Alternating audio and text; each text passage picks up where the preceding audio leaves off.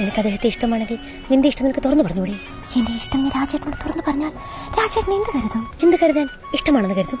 അപ്പോൾ പറയാമല്ലേ?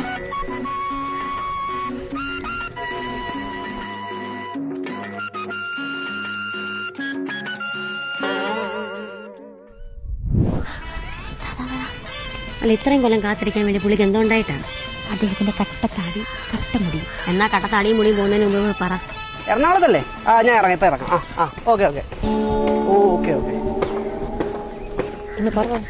എടാ നാളെ ഞാനില്ല, നാളെ ഞാൻ എറണാകുളം പോവാം. എന്റെ പിള്ളേരെന്നെ നോക്കിയിരിക്കും അവിടെ. ഇന്ന് ഞാൻ പറഞ്ഞിരിക്കും.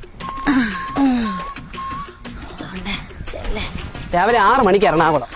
അതെ, ഈ 65 വയസ്സിലും നിങ്ങൾ എങ്ങനെ യവനും കാത്തു സൂക്ഷിക്കുന്നേ? ഒരു മുടി പോലും പൊഴിഞ്ഞിട്ടില്ലല്ലോ.